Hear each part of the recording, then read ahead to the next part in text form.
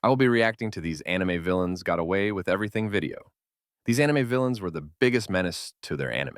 Let me know in the comments if an anime villain was missed within this video. Let's get it started.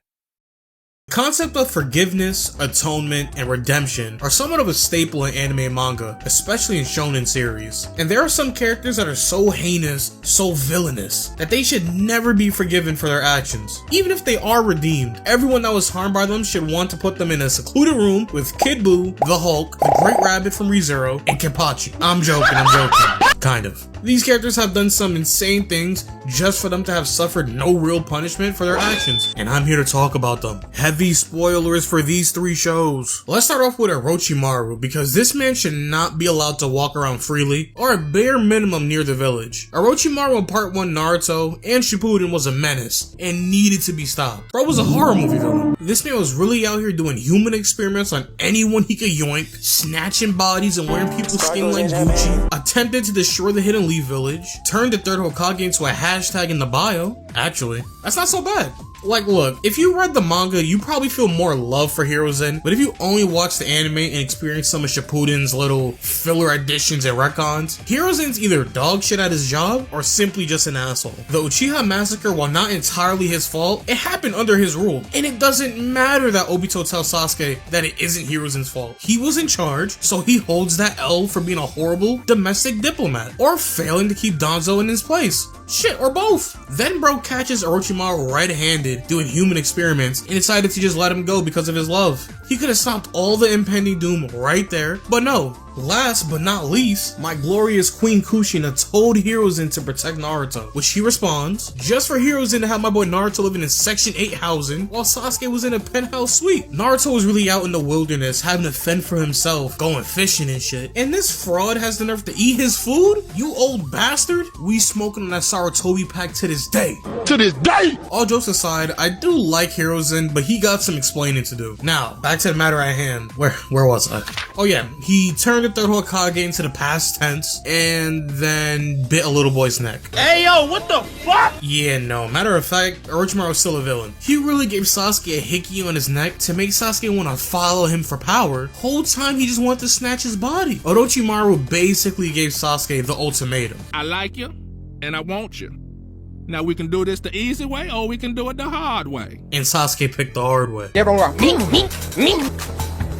Also, he was trying to keep it in the family because he originally wanted Itachi's body. Like, Orochimaru was so evil, he made the big bad evil group in the show seem kinda tame. Let's also not forget his experiments on dozens of children when he was trying to make one of them gain Hashirama's wood style jutsu. Like, all the kids got spliffed besides Yamato. Another thing is, yes, he slimed out the third Hokage and was attempting to destroy the village. He also slimed out the fourth Kazekage just so he could infiltrate the village perfectly. No lie, Orochimaru might really be the perfect villain because his resume is stacked. Now, with all this being said, if you asked me while watching OG Naruto if Orochimaru would either be dead or jailed by the end of the story, I would have said yes. And never in a million years would I think that he would just be able to walk free, living his best life. Bro was allowed to walk freely in the village where he smoked their ninja president and almost nuked off the map, and then he gets to attend Naruto's wedding. Like, look, sure, in the war arc, he saved the 5 Kages from getting put on a t-shirt, and he even brought back the 4 previous Hokages to assist in the war. But that doesn't void all the inhumane deeds he did. Of course, this is just comic relief in the anime, because this does not happen in the manga. He was not at the wedding. But this is hilarious. Like, at the end of the day, even though he has turned over a new leaf and is helping research Kaguya and the Otosutsukis in general, he is still a villain and has gotten no real consequences. Like, Orochimaru should never be forgiven for any of his actions. Because he was powerful. He was a menace because he felt wrong, like something that should not exist in the Naruto world yet somehow thrived inside it, and that distinction is exactly why he works so well as a villain, especially in Part 1, where his presence didn't just raise the stakes, but actively poison the atmosphere of the story. From the moment Orochimaru appears, Naruto stops feeling like a traditional shonen and starts leaning into horror, because Orochimaru doesn't fight with honor, ideology, or even ambition. In the normal sense, he operates like a predator studying prey, calmly dissecting people, bodies, bloodlines, and souls as resources rather than lives. What made him terrifying was how casual he was about violating the most sacred boundaries of the ninja world, using forbidden jutsu not as last resorts but as hobbies, treating immortality, human experimentation, and body theft as intellectual curiosities rather than moral lines. Orochimaru didn't just want power, he wanted to understand everything, and in Naruto, knowledge divorced from empathy becomes more frightening than brute force. His obsession with Sasuke wasn't framed like mentorship or rivalry, it was framed like grooming, a slow, deliberate corrosion of a traumatized child's identity. And that alone separates Orochimaru from almost every other antagonist in the series. While other villains challenged Naruto's ideals, Orochimaru challenged the audience's comfort because he didn't seek validation, revolution, or peace. He sought transcendence at any cost, and he was completely honest about it. His immortality wasn't flashy, it was grotesque, built on stolen bodies, shedding skin, and parasitic survival, making every encounter with him feel unsettling. But at least he's being helpful. Now, this one might stir up the pot a little bit, because Akito Soma from Fruit Baskets, there should have been no way she basically got away with everything. Some of you might say, oh, her punishment was the breaking of the cycle. Oh, hurt people hurt people. She was a victim as well. All valid points. But like, I'm not looking for Akito to be sent to the Shadow Realm. I'm not even looking for her to be jailed. All I'm saying is a few Sweet Chin Musics, a couple of Batista bombs would've went a long way. Like, come on, she was abusive to Yuki, Kyo, Momoji, and Kisa. Stabbed Hattori's eye, making him partially blind. Pushed Rin off the balcony and stabbed both Kureno and Toru. 'Cause I'm evil. By herself, she single-handedly caused years of childhood trauma and mental abuse to her family, trying to make them feel that they can never be loved by anyone else besides her. Like, the reason she pushed Rin off the balcony in the first place is because she was finding love and was dating Haru. She really is a D1 hater. Now look, I understand that the biggest punishment or consequence for Akito would be the dissolving of the curse, since that is pretty much her entire identity. Yes, this happens, and that's great because the main cast get the chance to actually move forward and go on with their lives. Of course, a majority of the family chose to not forgive her, or to just let it go, while Toru and Kureno actually chose to forgive her. But what about me, the reader? I need Toru, the most benevolent and nicest MC ever, to push that to the side for the moment and let the whole cast put her in a never-ending conundrum of fisticuffs. Of course this won't happen, but a man could dream. Momiji basically lets Akito know that she's only safe because they forgave her. I'll also mention that even though I am saying she should have gotten a real punishment from the Zodiacs, within the confines of the story, it makes sense why she did it, and I don't dislike the series any less for it. With this said, I do think she deserves happiness and to be considered redeemable in the end. Because in Fruit Baskets Another, it's kind of mentioned that she gives total freedom to the Zodiacs, makes sure that they're not involved in the Soma family's business, and she completely isolates herself from them, even though she still doesn't want to see them. Like, I could truly respect someone atoning for their sins and trying to be a better person. I just think that before all Was a crazy villain. Not because she screamed louder or fought harder than everyone else, but because she weaponized love, dependency, and trauma in a way that felt disturbingly real, making Fruits Basket less of a comforting slice of life anime and more of a psychological prison drama disguised as romance. What made Akito terrifying wasn't supernatural strength, it was absolute emotional control. The kind that doesn't leave visible scars but permanently reshapes how people see themselves. And that's why watching her scenes is often more uncomfortable than watching outright violence in battle shonen. Akito ruled the Soma family through fear masked as destiny, convincing her victims that their suffering was proof of love, that obedience was devotion, and that isolation was protection, which is textbook emotional abuse amplified by the supernatural zodiac curse.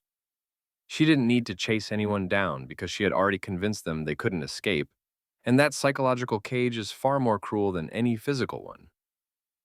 Akito's cruelty felt random on the surface, lashing out at Yuki, manipulating Shigure, emotionally torturing Kureno, and punishing anyone who dared imagine happiness outside of her orbit. But that randomness was the point. Because unpredictability keeps victims off balance and dependent. Unlike traditional villains who justify themselves with ideology or revenge, Akito justified everything through entitlement, believing she was owed love simply for existing as God. And that belief allowed her to dehumanize everyone around her without remorse.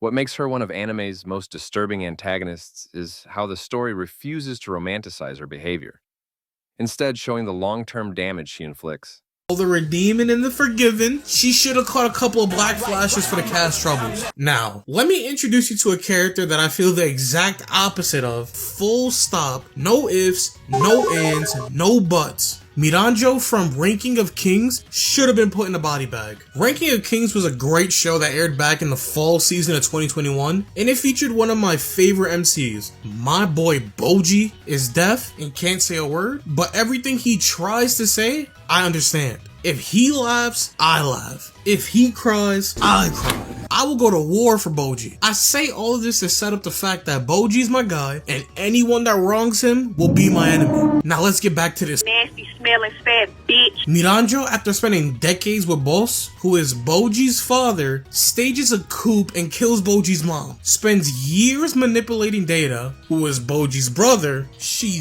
then tricks him into drinking some gabagool, which is basically a Boss smoothie, that forces his soul to take over Data's body. She then tries to kill Queen Hilling, one of Boji's only real support systems, by releasing 6 criminals that were locked up in the underworld. Then, to top it all off, through her dealings with the devil and Boss, they robbed Boji of all his innate abilities, making him the way he currently is today. Screw Miranjo. She deserves no form of happiness in her life. And of course, the pity party's gonna come and say that all the evil things done to her in her life is enough to pay for her actions later in life. Fuck no, baby. Now look, she did go through some crazy shit in her life. Like the Yakuza people betraying her and her mother, then killing her mom, and then they had the nerve to cut off both her hands and rip off her face. Thank the Lord that Boss killed everyone that was there, cause they were genuinely just pure evil. So then Boss pretty much adopts her as his daughter, and after saving her from a leap of faith without a safe place to land, she understandably gets an unhealthy obsession with Boss. And after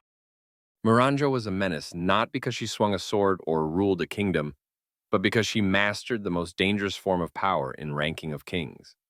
Influence without accountability, shaping lives, choices, and tragedies from the shadows while never having to face the immediate consequences herself.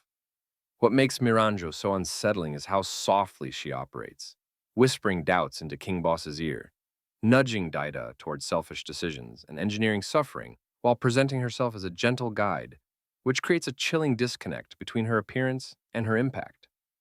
Unlike traditional villains who dominate through fear or force, Miranjo dominates through emotional leverage, exploiting grief, guilt, and love to bend people into becoming tools for her unresolved trauma.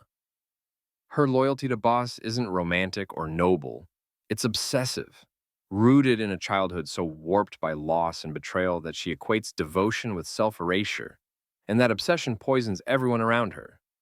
Miranjo's most destructive trait is not malice but tunnel vision, the belief that restoring Bosse justifies any atrocity, including sacrificing Daida's autonomy, endangering Boji, and destabilizing an entire kingdom.